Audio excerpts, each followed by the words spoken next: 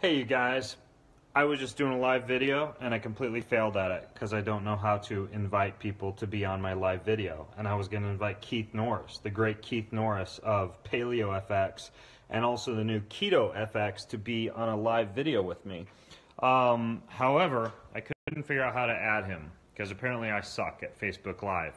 So instead, I was going to actually open my refrigerator for you and talk to you a little bit about keto, because people wonder what the refrigerator of a ketogenic eater actually looks like. So I figured, why not actually show you a few of the things that, well, I delve into slightly on the Keto FX Summit that I did with Keith, but also some things that that you may kind of dig here in terms of a few little tips. First of all, if you like soda, no ketogenic diet would be complete without some Zevia. There's a lot of there's more packaged food in my refrigerator right now than is typical. What else do I have? Some MCT oil and some Restore for the gut lining. Of course, any heavy cream is a big necessity on a ketogenic diet.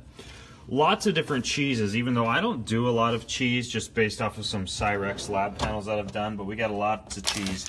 You know, if you genetically test for like some kind of a histamine intolerance or something like that, cheese probably would be best for you, but we got a Dubliner cheese, Parmesan cheese, raw milk cheddar cheese. This is one of my personal secret weapons. This is liver. I do a lot of liver, and I'm trying to do more and more of it. This is a liver pate out of chicken liver. So like typical lunch for me right now is all of some of that with some fresh vegetables. Eggs, another really good one. Again, more cheese up here. I'm not sure why we have so much ricotta cheese hanging around right now, but we do. Eggs. These are all a bunch of probiotics I'm testing out right now. Probiotics are, again, something that your diversity might be a little bit lower on a ketogenic diet, so it's actually something to consider including. And of course we have bacon and mayonnaise, two biggies. Bacon and mayonnaise, that's right. Bacon dipped in mayonnaise. Not that I've ever done that. Olives, also a great addition to a keto diet. These are some meats that are thawing out for dinners later on, so we got some chicken breast, and then we have ground pork and ground beef. So those are just different meats. Of course, a little MCT oil, and I even have more MCT oil here right now. So I got a couple different flavors I can choose from.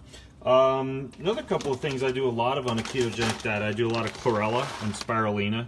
So I've got those kind of in the refrigerator here. And then if we open up this drawer, mostly just veg, like some root vegetables, some cabbage, some carrots, some celery, and then over here some condiments. Now the other thing that I get a lot of questions about is like what the actual pantry of a ketogenic dieter would look like. So a few things that are in the pantry here. We keep all of our dried beans that will ferment, soak, sprout, etc. A lot of kind of like more of the slow carb stuff in all these jars up here. So everything from split mung bean, brown lentils, navy beans, black lentils, red lentils, kidney beans. So we do a lot of beans, and then over here are a lot more of the seeds, the nuts, and the teas. And we don't do a ton of seeds and nuts just because of the omega-6s, but we definitely include them.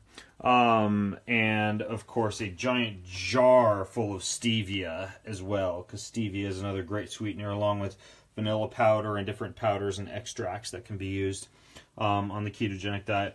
As far as oils go, of course our big old vat of coconut oil here, a few different olive oils, and a few different avocado oils as well. So avocado, extra virgin olive oil, and coconut oil are probably our three biggest cooking oils that we use. And of course there's some butter in the fridge too, as you may have seen.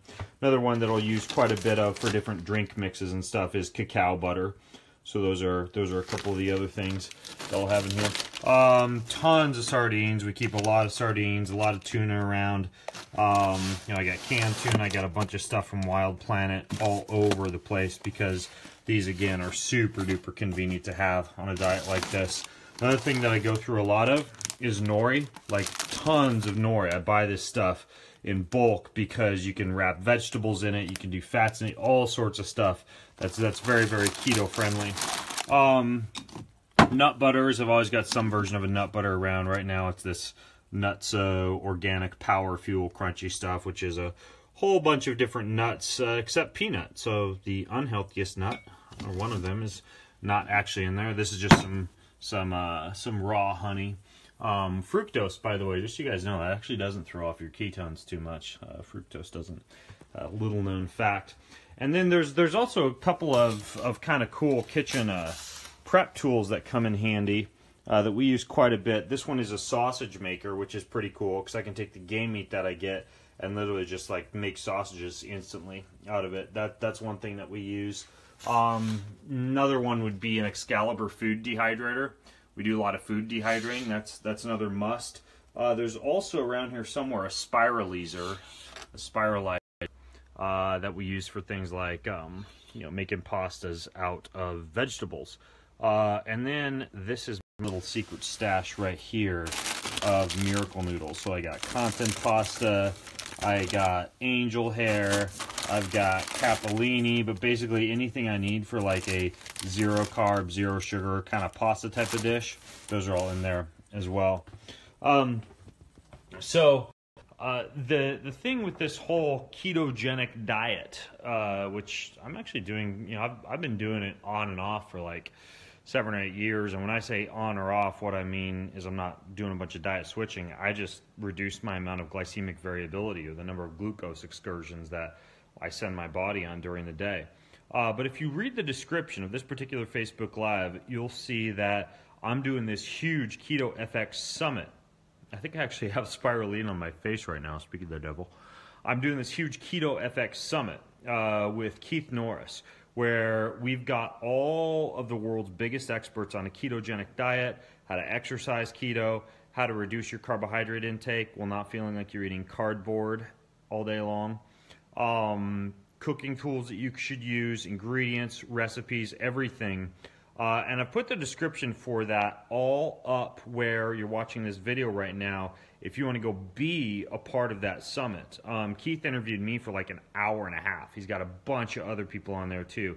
So if you have questions about a ketogenic diet, then that's a very, very good way to keep access to that stuff. Now I have a question here from Vic. He says, why do you keep the Restore in the refrigerator? Just because it's convenient there. That's why I keep that in there. Do I destroy the lectins before I eat the vegetables? No, because I feel like lectins are way too vilified right now. Steven says, what's your stance on incorporating some lower GI fruits into a ketogenic diet? Yeah, Steven, if you look at our freezer, you know, we do, let me see, let me find if we get more liver. Yay. Lots of Mary's free-range chicken livers. So like those are all elderberries, right? Like tiny little low glycemic index berries that really aren't going to spike blood sugar. That's a perfect example of the type of fruit that would be very acceptable on a diet like this. This is all just like frozen bone broth. There's more bone broth out in the freezer in the garage. So if you go out to the garage out here, we've just got basically, you know, like more